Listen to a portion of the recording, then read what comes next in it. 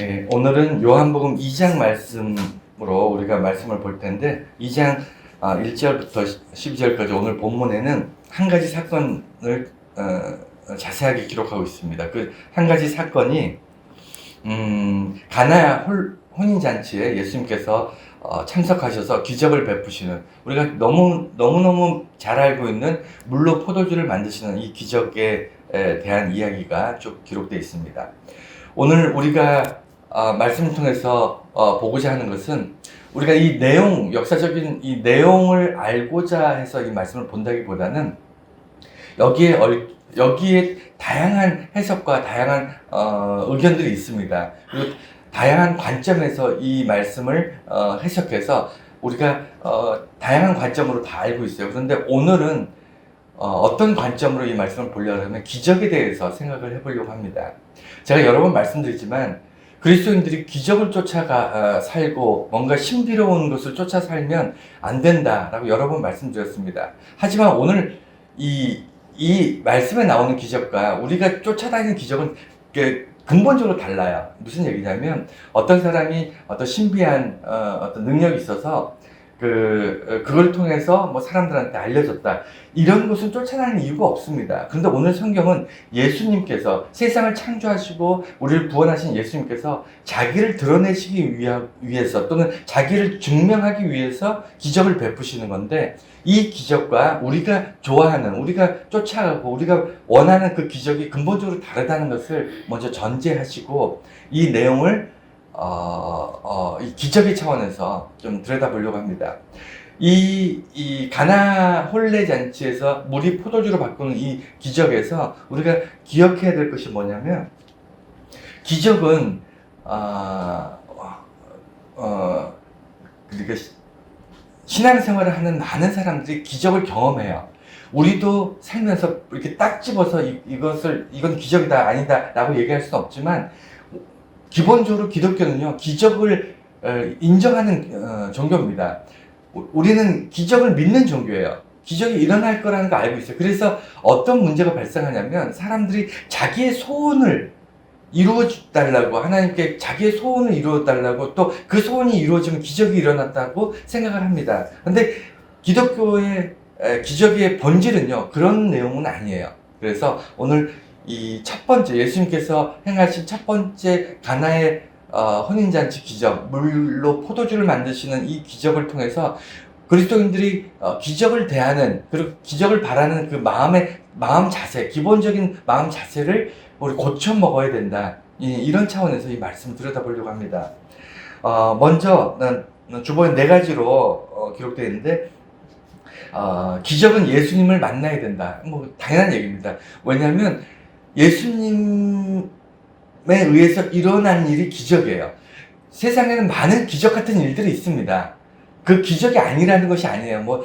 초자연적인 일도 있을 수 있고요. 우리는 살면서 뜻밖의 놀라운 일들을 봅니다. 이건 정말 기적이다, 기적 같은 일이다. 심지어는 우리가 매주 복권을 사는 사람들 중에 당첨자가 있잖아요. 이 당첨자들은요, 말 그대로 기적입니다. 그 확률적으로 봤을 땐 거의 기적에 가까운 일인데 매주 당첨자가 나오잖아요. 이런 것처럼 우리 인생 삶에 보면 기적 같은 일들이 많이 있지만 그것을 기적이라고 하지 않아요.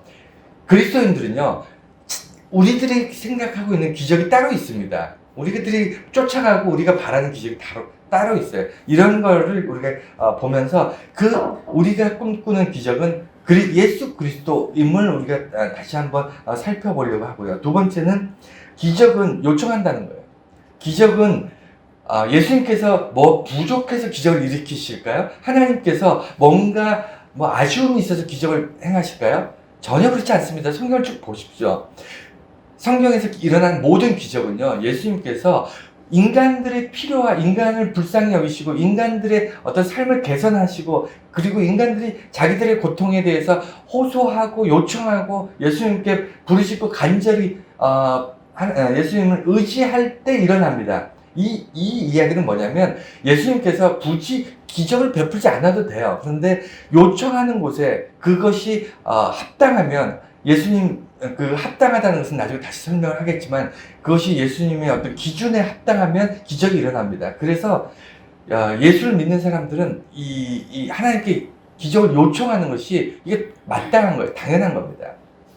그리고 기적은 세 번째가 무모한 순종이다. 기적은 단순히 요청해서 일어나는 것이 아니고요. 거기에는 반드시 행동이 따르는데 이 행동이 굉장히 무모합니다. 무모해야만 기적을 볼 수 있어요. 이런 내용들. 그리고 네 번째 마지막으로 기적은 목격자를 만든다.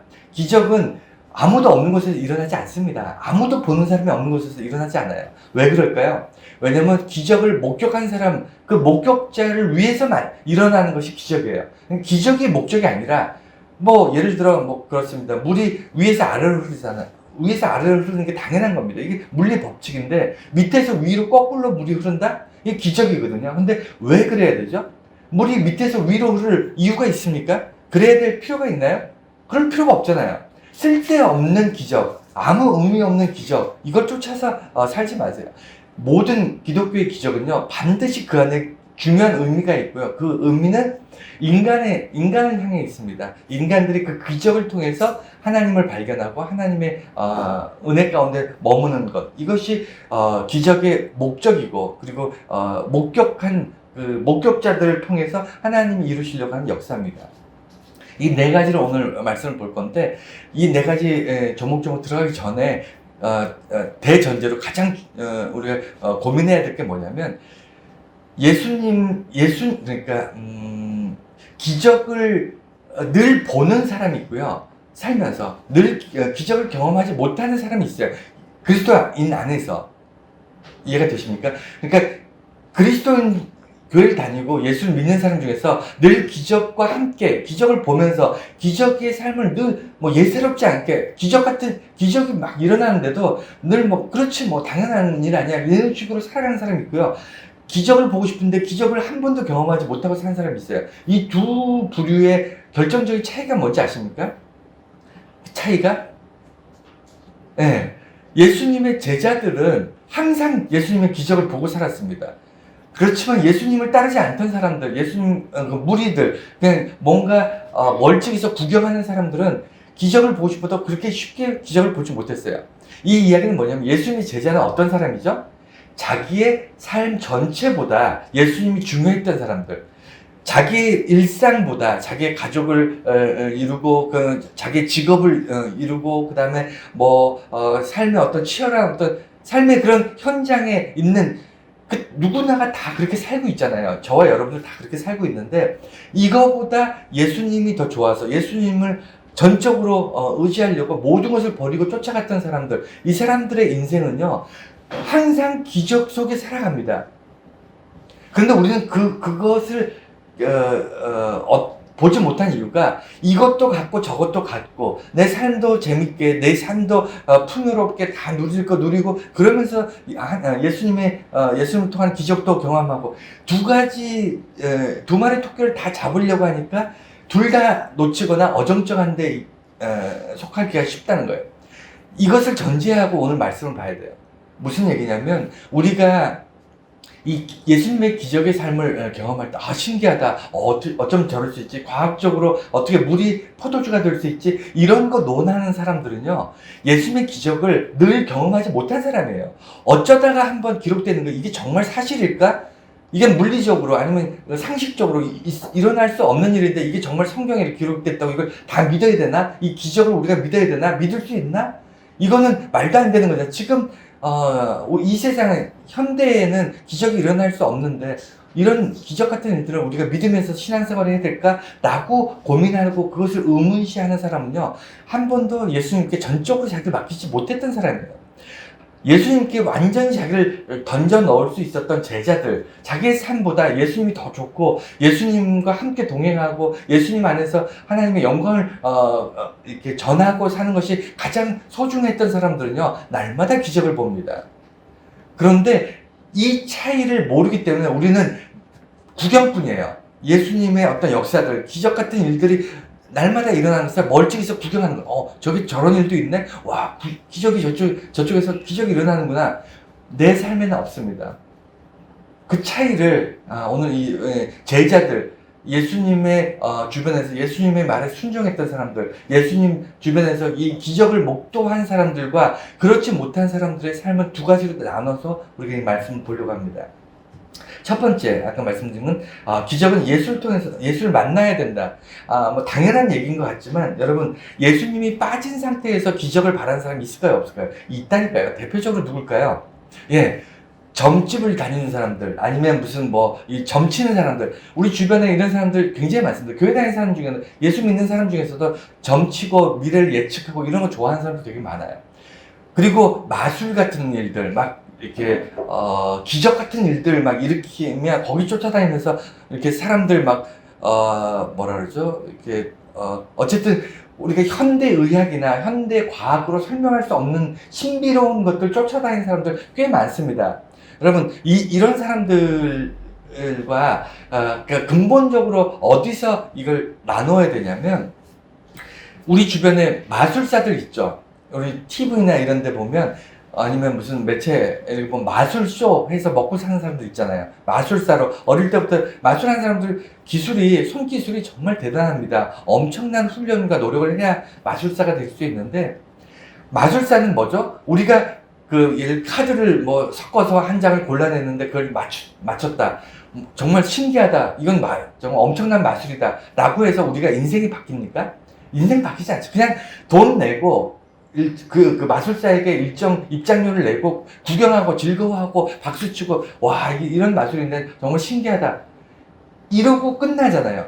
이건 마술을 우리가 바라보는 그겁니다. 무슨 얘기냐면, 마술사는 먹고 살기 위해서 마술을 하는 거고요. 우리는 그 시간 그걸 즐기기 위해서, 재밌고 행복하고 신기하고 즐겁게 그 시간을 보내기 위해서 그 입장료를 내든 뭘 내든 돈을 내고 그 쇼를 구경하는 거예요. 그런데 기독교인들이 예수님을 바라보면서 그런 마술사를 바라보는 마음으로 보면 안 됩니다. 왜냐하면 이거는 근본적으로 달라요. 뭐가 다를까요? 마술 자체가 흥행의 어떤 신비로운 일, 기적 같은 일이 목적이 아니라니까요. 우리 삶에 뭔가 실패했는데, 이것이 우리 삶에 힘들고 어려운 일이 있었는데, 이것이 성공으로 바뀌었다. 기적 같은 일이 있었다. 사업을 했는데 왕창 망했는데, 어느 날 하나님께서 엄청난 은혜를 주셔서, 엄청나게 부유하게 됐다. 이게 마술 같은 우리 삶들이 분명히 있어요. 우리 주변에 많이 있습니다. 당연히 있잖아요. 우리도 다 경험하면서 살았고. 마술 같은 일들이 있지만 그것이 목적이 아닙니다. 우리 신앙생활에 그것이 목적이 아니에요. 그거는 그냥 마술 쇼를 보는 거하고 똑같아요. 돈을 내고 그냥, 와, 이런 신기한 일들이 있네 하면서, 그리고 그것을 목적으로 사는 사람들도 있습니다. 다 그렇진 않지만 소수의 사람들이 신비주의적인 신비로운 일들 이렇게 해서 사람 쓰러뜨리고 이러면서 먹고 사는 사람들이 있어요. 좀 부귀영화를 누리는 그런. 핵심은 뭐냐면, 기독교에서 기적은요, 예수가 누군지를 보기 위한 안경이에요. 안경. 예수가 누군지를 증명하기 위해서 기적이 필요하고, 그 다음에 이적이 나타나는 건데, 이적과 기적을 통해서 자기가 유명해지고 자기를 드러내고 잘 먹고 잘 사는 수단으로 이용하는 목사들, 그런 어떤 사람들이 있을까요? 없을까요? 있다니까요. 쓰레기죠, 쓰레기. 가장 정말 그런 사람들이 여전히 있어요. 이게 현대에만 있는 게 아니고요. 예수님 때부터 지금까지 꾸준히 있습니다. 꾸준히. 예수 이름 팔아서 먹고 사는 사람들, 기적 같은 걸 마술과 기적 사이에 그 어딘가에서 자기를 이런 걸 드러내면서 사람들을 현혹해서 사람들 주머니를 털어서 자기가 잘 먹고 잘 사는 사람들이 항상 있어 왔다는 걸 기억해 주시고, 이곳에 넘어가시면 안 돼요. 핵심은 뭐냐면, 마술사인가 예수 그리스도인가, 이것을 구분할 줄 아는 능력이 있어야 됩니다. 그리고 거듭 말씀드리지만, 기적 자체가 성경에 여러 번 나오지만 정말 설명할 수 없는 기적이거든요. 물 위를 걸으시는 예수님, 죽은 자를 살리시는 예수님, 바다 폭풍우를 잠잠케 하시는 예수님, 많은 기적들이 있는데, 이 핵심이 뭐냐면 예수님이 어떤 분인가를 보게 하는 겁니다. 여러분 인생에 사업을 하는데 망했어요. 또는 시험 공부를 하는데 성적이 떨어졌어요. 아니면 시험에서 떨어졌어요. 친구 관계에 너무 어려가지고 그 마음에 너무 고통이 오고 삶이 무너질 것 같아요. 그런데 여러분들 기도하면서 지금 폭풍우가 치고 있으니까 폭풍우가 잔잔하게 해주세요 라고 기도하십니까?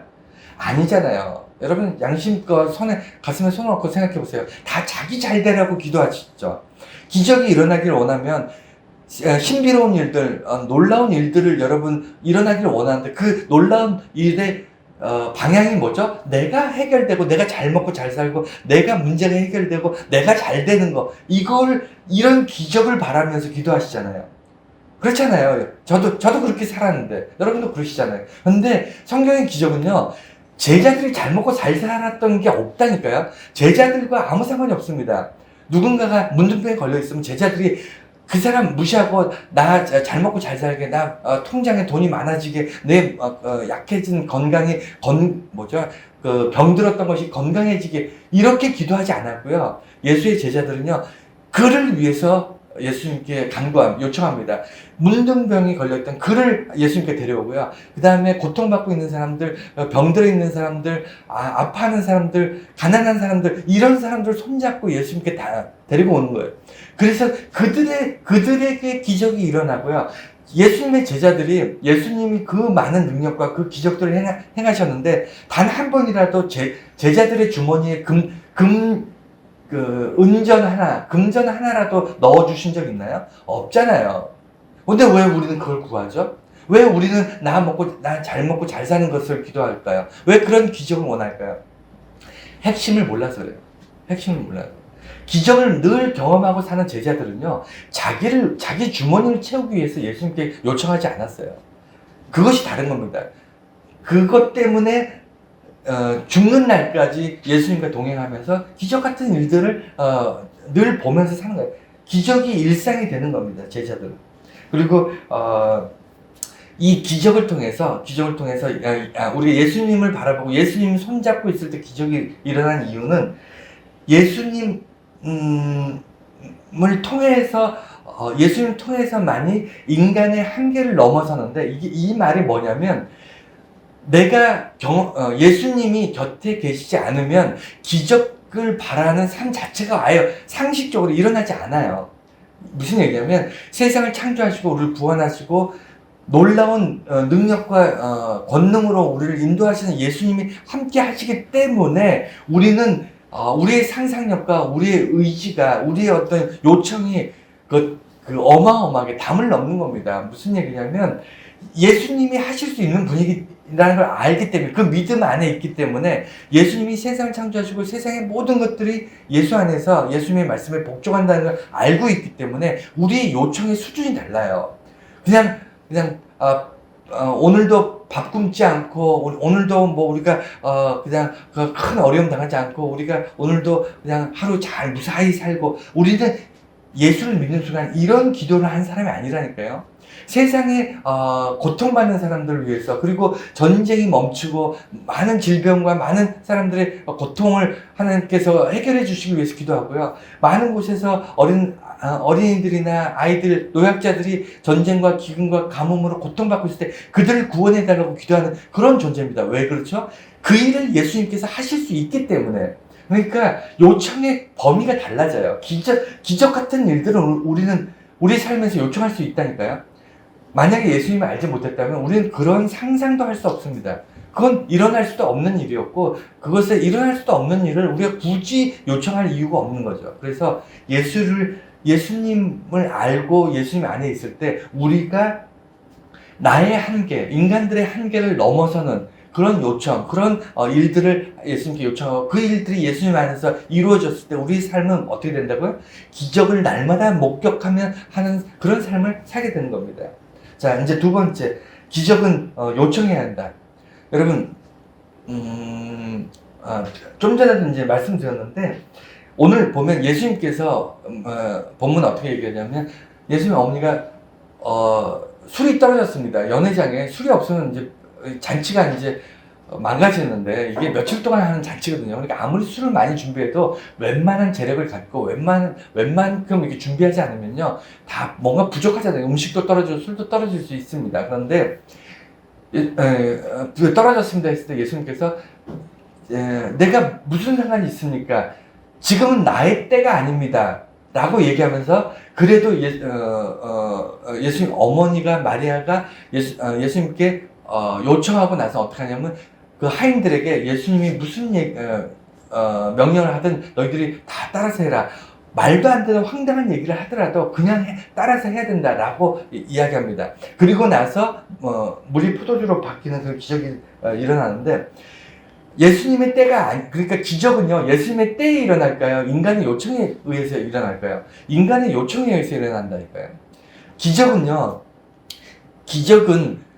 예수님께서 기적을 이룰 이유가 없습니다. 예수님께서 그 바다 위를 걸으실 필요가 있습니까? 한번 생각해 보세요. 예수님께서 그 병든 자를 고칠 필요가 있습니까? 예수님께서 기적을 일으키실 이유가 하나도 없어요. 우리 가만히 보세요. 하실 수 있지만 해야 될 이유가 없습니다. 그런데 누군가가 예수님께 요청하는 거예요.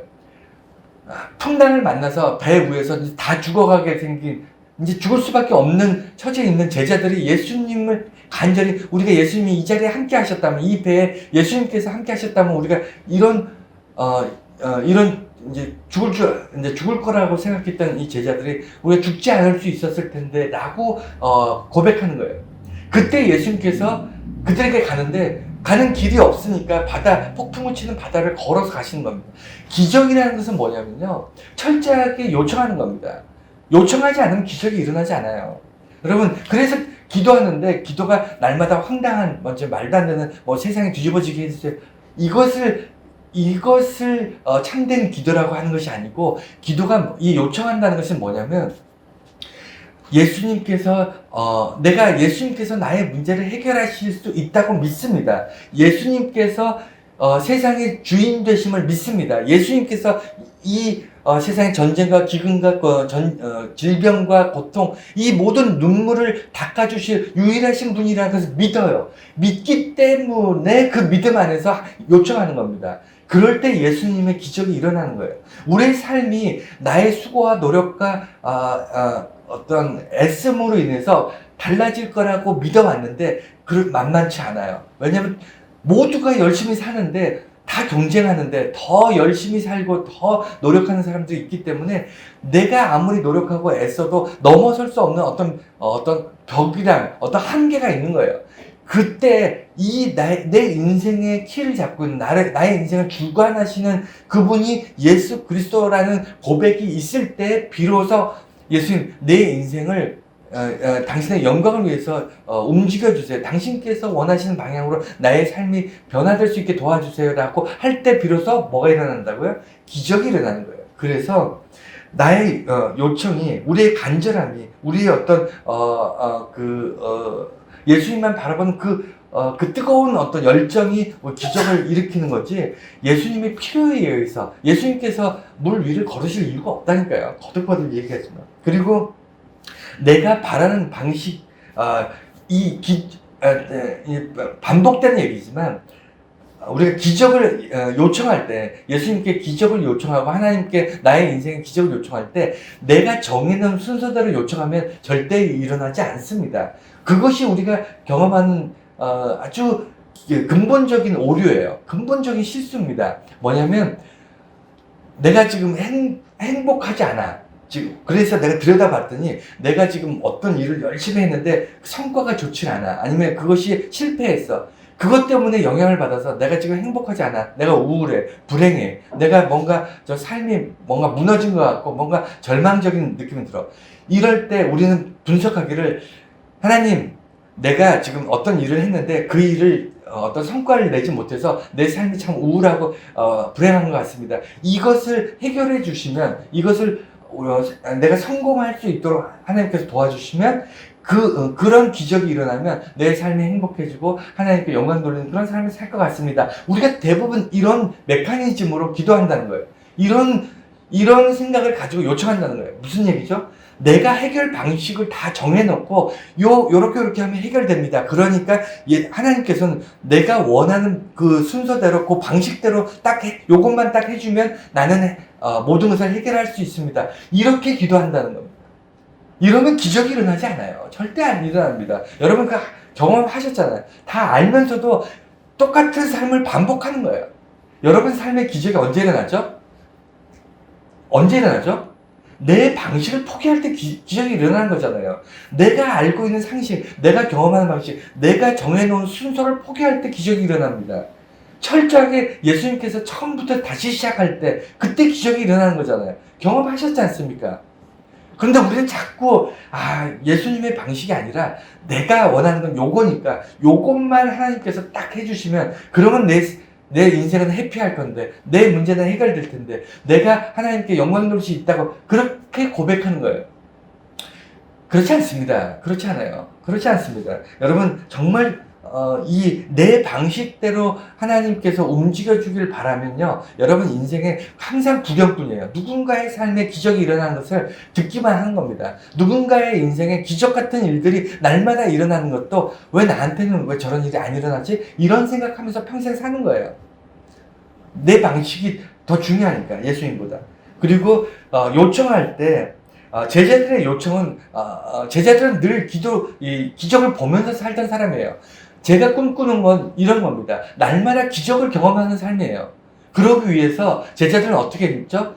내 주머니를 채우기 위해서 예수님께 요청하지 않는다니까요.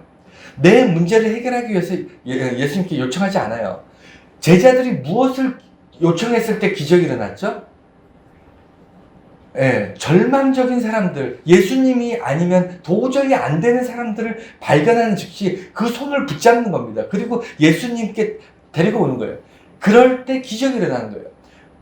모든 사람이 혐오하던 문둥병자의 손을 붙잡고 예수님께 나아가는 겁니다. 모든 사람들이 외면하는 가난하고 힘없고 고아이고 과부인 이런 사람 손잡고 예수님께 나가는 거예요. 이런 사람들만이 기적을 보는 겁니다. 오늘 가나의 혼인잔치에 보면 물을 떠다가 돌 항아리에 채우라라고 예수님이 명령했을 때 하인들이 따라합니다.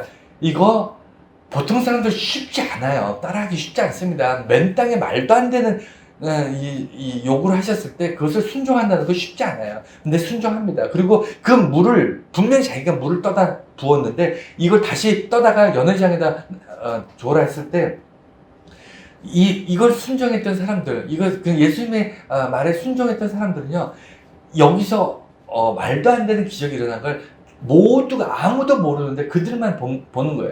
똑같아요. 예수님께 요청하는 사람들, 예수님을 의지했던 사람들, 그들만이 보는 것이 있습니다.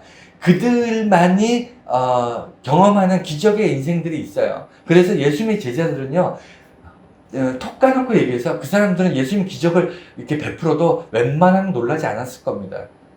그렇지 않겠습니까? 웬만하면 놀랄 일이 없죠. 날마다 정말 말도 안 되는 기적들을 매일 보고 산다고 생각해 보세요. 웬만한 기적에 놀라지도 않을 거예요. 여러분 인생 그렇게 살아가고 있습니까? 똑같은 예수님 믿고 똑같은 예수님의 제자들인데 여러분 삶에 기적이 있습니까? 그래서 세 번째, 기적은 무모한 순종이다. 이것이 정말 중요한 겁니다. 무모하다는 것이 굉장히 중요한 거예요. 여러분 이것저것 따져보고 이 정도는 할만해 이렇게 한다면 정말 기적이 일어날 것 같아.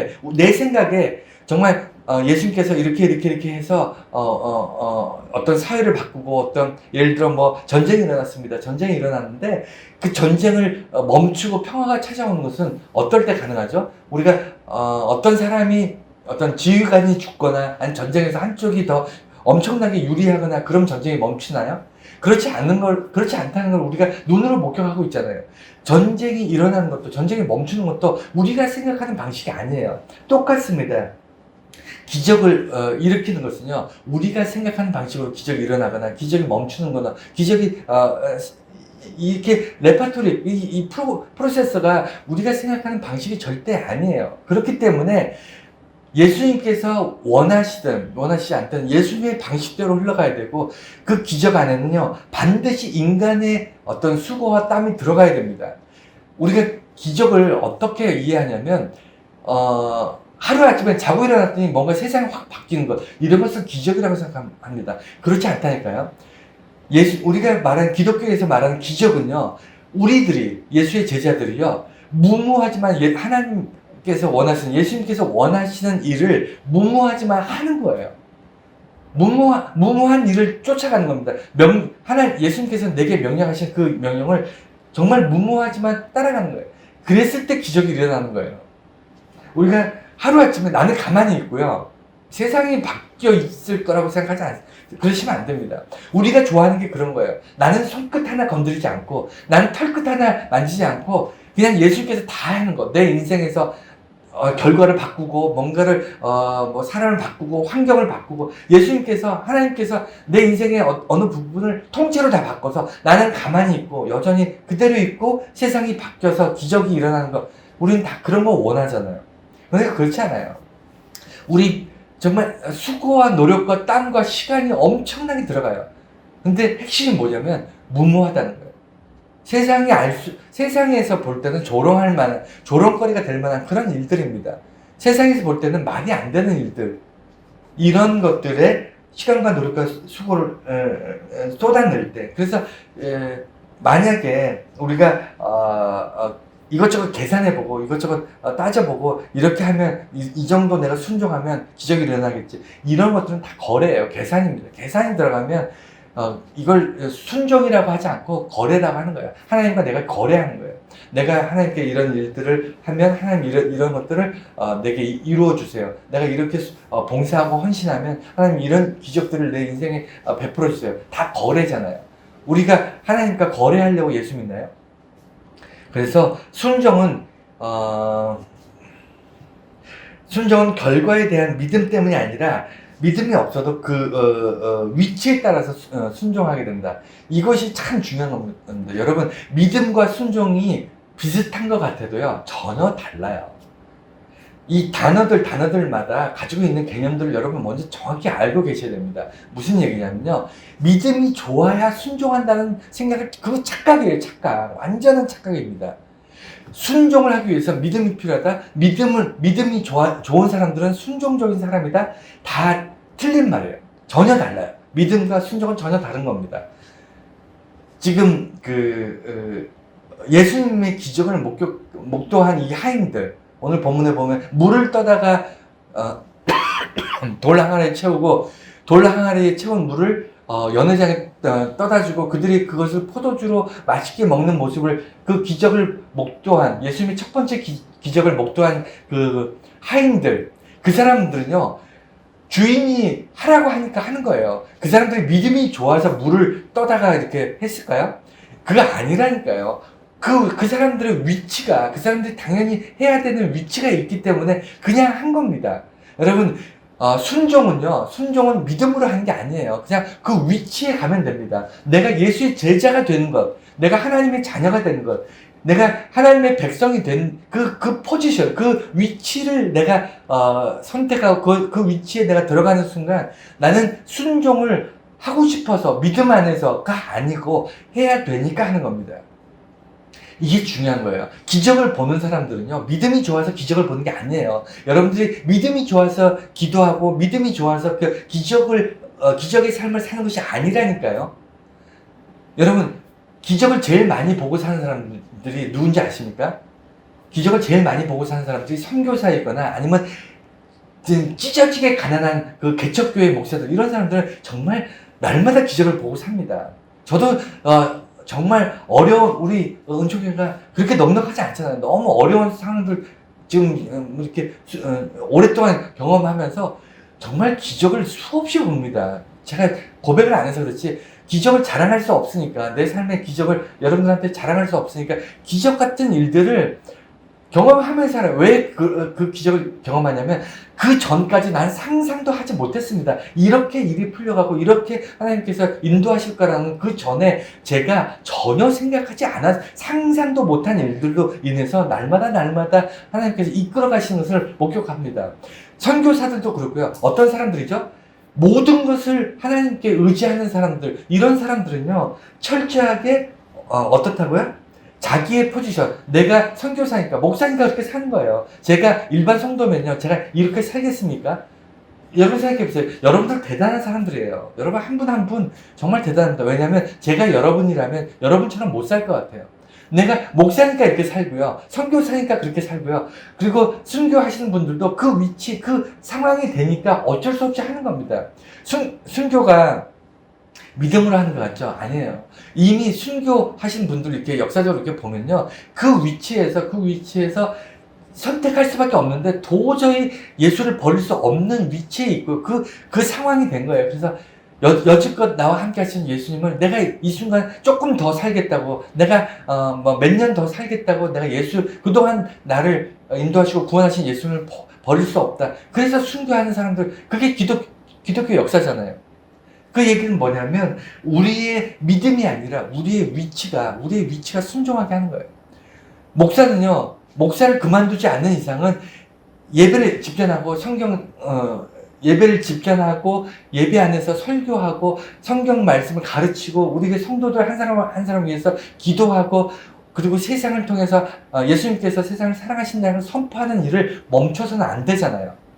위치가 그러면 어떤 일이 발생하죠? 기적이 일어납니다. 기적이 일어나는 거예요. 내가 상상하지 못한 일들이 삶에서 일어나는 겁니다.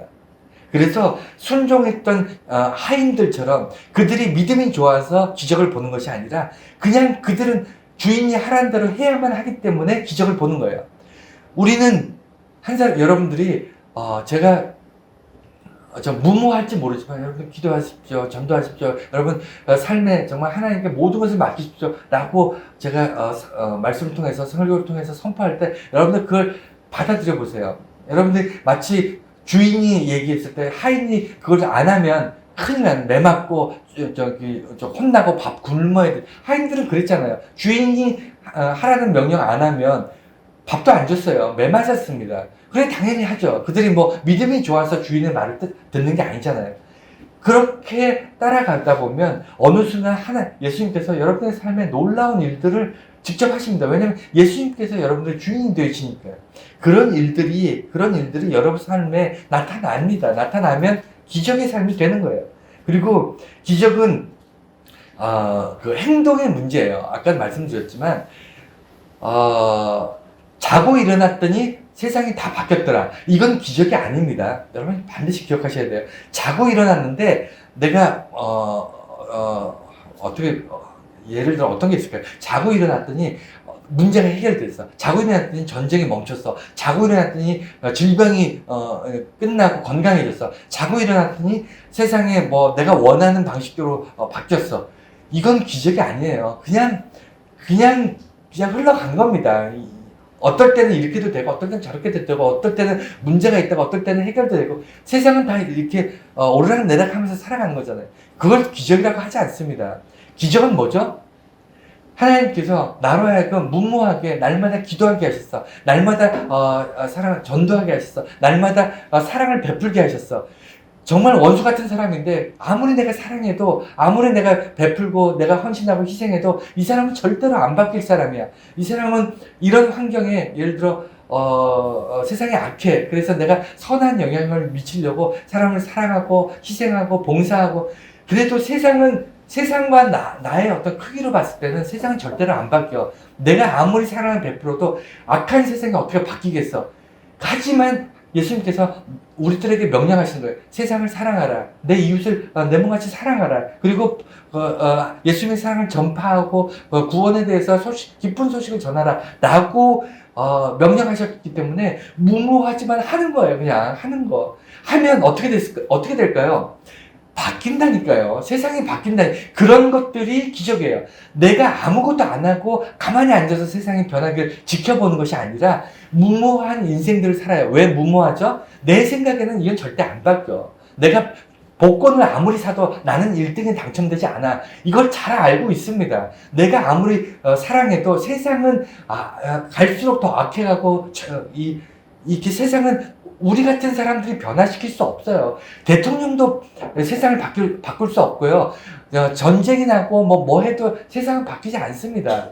그렇지 않아요. 우리가 근래에 많은 걸 보잖아요. 뭐가 바뀐다고 해서 세상이 뭘 바뀐다고 해서 바뀝니까? 안 바뀌잖아요. 다 거기지 않습니까? 그럼에도 불구하고 우리는 세상을 사랑해야 돼요. 왜? 하나님께서 우리를 그렇게 명령하시고 그 위치에 놓으셨기 때문에 사랑하는 겁니다. 세상이 바뀔까요? 세상이 바뀌는 건 기적 중에 기적입니다.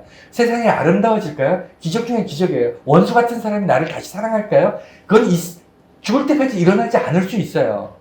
그렇지 않습니까? 하지만 하는 거예요. 행동하는 겁니다. 기적은 행동하는, 무모한 행동, 그것을 통해서 기적이 일어나는 거예요.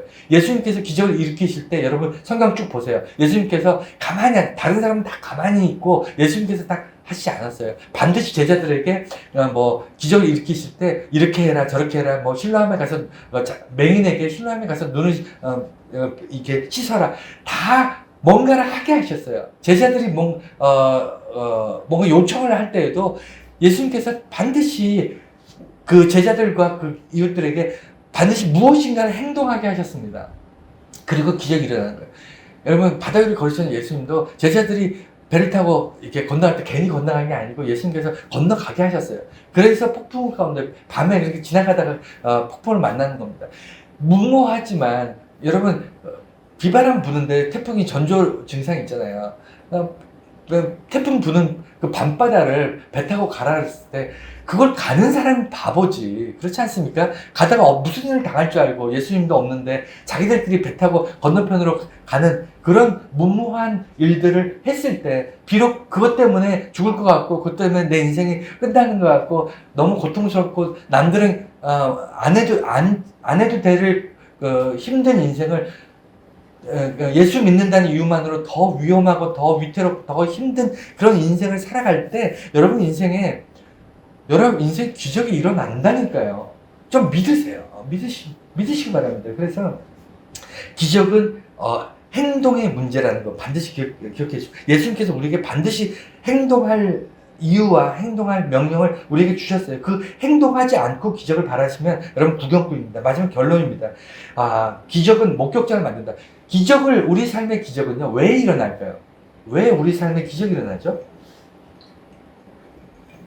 단순히 마술사가 섞어놓은 카드 중에서 사람들이 골라놓은 카드를 맞추는 이게 기적이 아니고요. 우리 삶 속에서 뭔가 어떤 사람이 복권을 샀는데 그 사람이 1등이 돼서 수천만 분의 확률을 잊어버렸네. 수백만 분의 1의 확률로 1등이 됐어. 이게 기적이 아니고요. 우리 삶의 기적은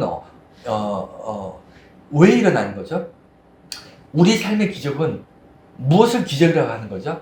그리스도인들 기적은 뭐죠? 딱 하나예요. 죽은 생명이 산 생명이 되는 거예요. 생명이 살아나는 것을 기적이라고 하는 겁니다. 우리는 나 지금 살아있잖아. 나 잘 먹고 잘 살고 있잖아. 이거를 우리는 살아있다고 얘기하지 않아요. 그리스도인들 기본적으로는 뭐냐면 하나님을 알지 못하면 죽은 생명이라고 생각하는 겁니다. 내 주변에 사랑하는 사람들이 있습니다. 내 친한 친구들이 있어요. 근데 그들이 하나님을 알지 못해요. 그럼 뭐죠?